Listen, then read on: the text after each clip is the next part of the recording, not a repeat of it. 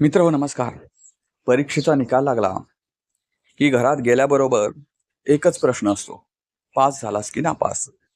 आणि दुसरा प्रश्न असतो, किती टक्के पडले. मित्र महाराष्ट्राच्या राजकारणात आता एक वेगळीच परीक्षा झाली. इथं गणित, विज्ञान किंवा इतिहासाचा पेपर नाहीये, तर जात पडताळणीचा पेपर आहे. आणि निकाल काय, तर राज्यातील 4 कुणबी प्रमाणपत्र थेट रद्द. म्हणजे राजकारणाच्या भाषेत सांगायचं झालं तर जात पडताळणीमध्ये नापास झाले हो दादा, असं म्हणण्याची वेळ या 4 लोकप्रतिनिधींना आले. या एका निर्णयाने मराठा आरक्षणाचा मुद्दा पुन्हा धगधगू लागलाय. मराठा आंदोलनाचे नेते मनोज जरांगे पाटील संतापले. त्यांनी सरकारला थेट इशाराच दिलाय की याविषयी काय तो अंतिम निर्णय घ्या, अन्यथा 29 ऑगस्ट पासून पुन्हा उपोषण सुरू होईल. दुसरीकडे देवेंद्र फडणवीस यांनी सांगितलंय की जात पडताळणी समिती सर्वोच्च न्यायालयाच्या नियमानुसार काम करते, त्याचाच सरकारचा हस्तक्षेप नसतो. मग प्रश्न असा आहे की 4च प्रमाणपत्र रद्द झाली की यापुढे आणखी अनेकांची पडताळणी होणार आहे. हा निर्णय केवळ 4 जणांपुरता आहे की त्याचे दूरगामी परिणाम होणार आहेत. आणि सर्वात महत्वाचं, या निर्णयामुळे मराठा आरक्षणाचं राजकारण कोणत्या वळणावर जाणार आहे. या व्हिडिओमध्ये आपण भावना नव्हे तर कायदा, तथ्य आणि राजकीय परिणाम या तिन्ही बाजूनी या संपूर्ण प्रकरणाचं विश्लेषण करणार आहोत. चला तर मग पडताळणीत नापास झालो हो दादा या चर्चेला सुरुवात करूया. मित्रांनो, आता नेमकी सुरुवात काय आहे ते आपण पाहू, याचा प्रारंभ कसा झाला ते पाहू. मित्र, छत्रपती संभाजीनगर जिल्हा परिषदेच्या गोलटगाव गटातील प्रहार संघटनेच्या एकमेव सदस्य असलेल्या ज्योती शिंदे या वडिलांकडील रक्ताच्या नात्यातील कुणबी जातीचे महसुली अथवा शालेय पुरावे सादर करू न शकल्याने त्यांचं जात प्रमाणपत्र अवैध ठरवण्यात आलंय. तसंच या जिल्ह्यातील गंगापूर नगरपालिकेतील वर्षा गायकवाड यांचंही जात प्रमाणपत्र रद्द करण्यात आलंय. परभणी जिल्हा परिषदेच्या पूर्णा तालुक्यातील अजितदादांच्या राष्ट्रवादीतील सदस्य असलेल्या कोमल पारवे यांनी सादर केलेले कागदपत्र संशयास्पद आढळल्यानं त्यांचा मराठा कुणबी दावा समितीनं अमान्य केलाय.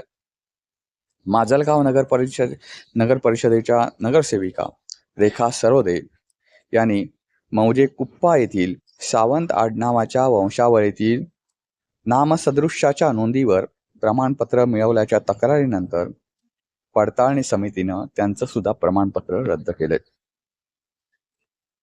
दरम्यान या 4ही निर्णयाविरोधात संबंधित लोकप्रतिनिधी न्यायालयात दाद मागण्याच्या तयारीत आहेत. त्यांचं म्हणणं असं आहे की सरकारनंच कुणबी नोंदी शोधल्या असून आता तेच जाणून बुजून रद्द करत आहेत. मराठा कुणबी प्रमाणपत्राच्या मुद्द्यांवरून ओबीसी नेते लक्ष्मण हाके यांनी 90% प्रमाणपत्र रद्द होणार असल्याचा दावा केलाय.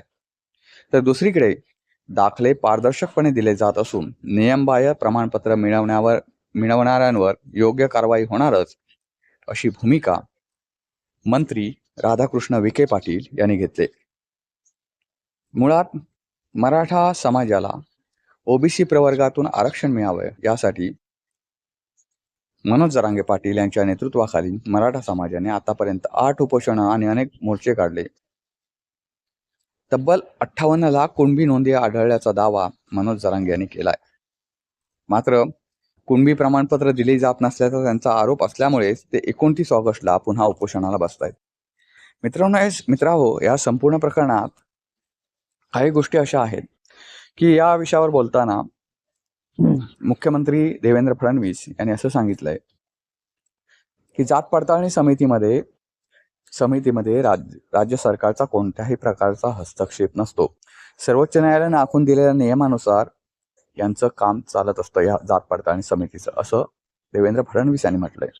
तर महसूल मंत्री असलेल्या चंद्रशेखर बावनकुळे यांनी असं म्हटलंय की जात पडताळणी समितीने दिलेलं प्रमाणपत्र कोणतंही प्रमाणपत्र म्हणजे अंतिम नव्हे, त्याच्यावर आक्षेप घेता येतो आणि ते भविष्यात रद्दही होऊ शकतो. आता त्यांच्यातला कोणता दावा खरा, कोणता दावा खोटा, हे म्हणजे सरकारमध्येच कसं समन्वय नाही तुम्हाला दिसून येईल.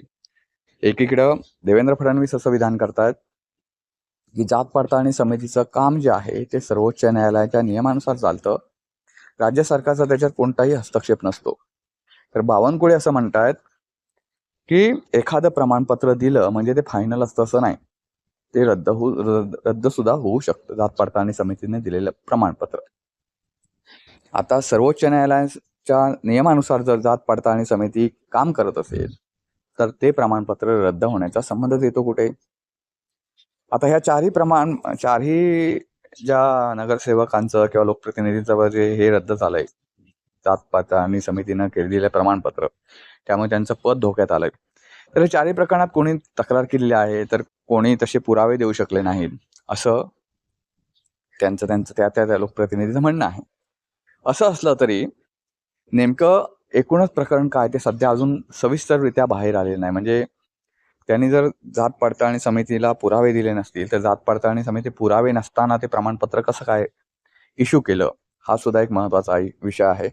दुसरी गोष्ट म्हणजे अशी प्रकरणं आत्ताच घडताना दिसत आहेत की जात पडताळणी समितीने प्रमाणपत्र दिलंय, मग ते प्रमाणपत्र कोणीतरी तक्रार केल्यानंतर बोगस आढळून आलं वगैरे वगैरे.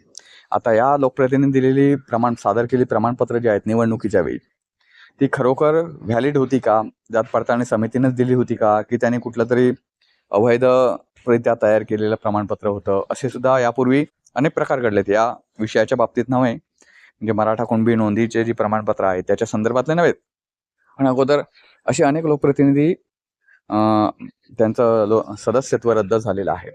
त्यामुळे असंही असू शकतं, हा एक मुद्दा झाला.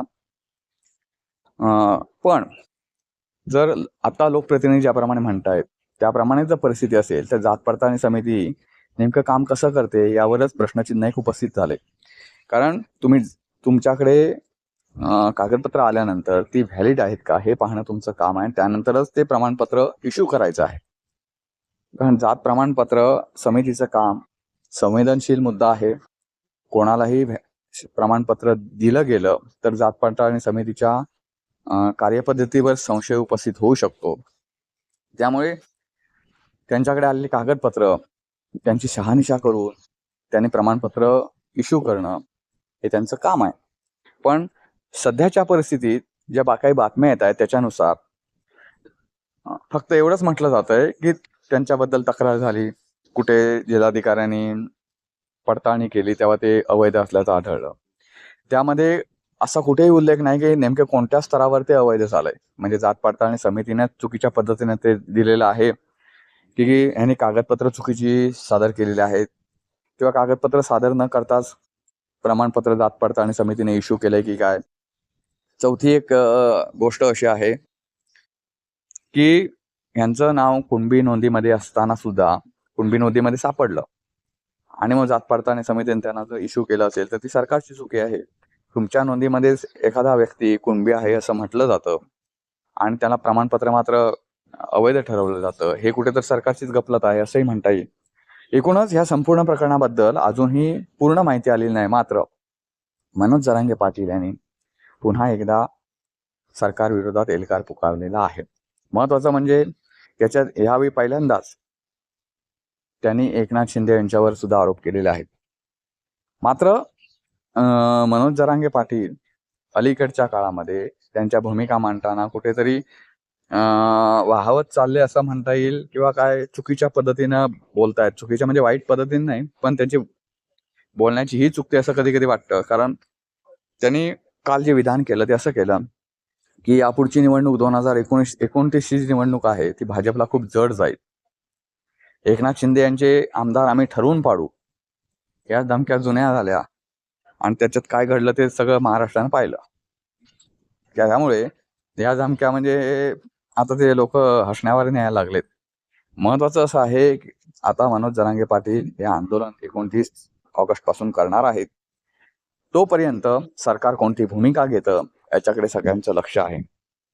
मित्रांनो, नोंदी चुकीच्या पद्धतीने सापडल्या म्हणा किंवा नेमकं पद्धत काय आहे ह्या संपूर्ण प्रकरणामध्ये ओबीसी जो प्रवर्ग आहे तो सुद्धा कुठेतरी या वादामध्ये पडण्याची शक्यता आहे. महत्वाचं याच्यामध्ये आणखी एक मुद्दा सांगायचा झाला तर प्रत्येक जण आपापल्या जातीचं राजकारण करू लागलाय.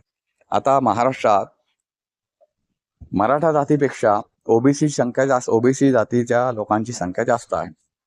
त्यामुळे विरोधी पक्षनेते असलेल्या विजय वडेट्टीवार यांनी अगदी डायरेक्ट ओबीसींच्या बाजून ते बोलायला लागलेत की ओबीसींच्यावर अन्याय कशा काय करता तुम्ही वगैरे. म्हणजे इतर राजकारणी असं आहेत की मराठा समाजाला सांभाळून ओबीसीलाही सांभाळण्याचा प्रयत्न करतात, पण ते सरळ सरळ मराठा समाजाची जी मागणी आहे, मूळ मागणी आहे, आता ती मागणी मूळ नव्हती. त्यांचं फक्त एवढीच मागणी होती. ज्यावेळी मराठा मोर्चा ही सुरुवात झाली त्यावेळी त्यांची फक्त एकच मागणी होती की मराठा समाजाला आरक्षण पाहिजे, ते कुठल्या कोट्यातून द्या वगैरे अशी मागणी नव्हती. मग त्यांची मागणी बदलत गेली की आम्हाला कुणबी समाजाच्या कोट्यातूनच आम्हाला किंवा ओबीसी कोट्यातूनच आम्हाला आरक्षण हवंय. ही मागणी बदलत गेली. पण त्यानंतर विजय वडेट्टीवारांनी भूमिका अशी मांडली की ओबीसी मधून आरक्षण मराठा समाजाला मिळू देणार नाही मी. त्यांचं म्हणणं आहे की मराठा समाजाला वेगळं आरक्षण तुम्ही देऊ शकता, पण ओबीसी कोट्यातून दिले तर आम्ही रस्त्यावर उतरू. हा जो कुठला एक चारी बाजूनं सरकारची कोंडी करण्याचा प्रयत्न आहे, त्याच्यातून महत्वाचं म्हणजे देवेंद्र फडणवीस आणि आता नव्यानं या वादात ओढले गेलेले एकनाथ शिंदे हे कसं बाहेर पडतात, याच्यातून कसा मार्ग काढतात, याकडे आता सध्याचं लक्ष लागलेलं आहे. मित्रो, व्हिडिओ कसा वाटला नक्की कळवा. व्हिडिओ आवडला तर लाईक करा, शेअर करा, चॅनलला सबस्क्राईब करा विसरू नका. पुन्हा भेटू पुन्हा एका अशा नवीन व्हिडिओ. तोपर्यंत नमस्कार.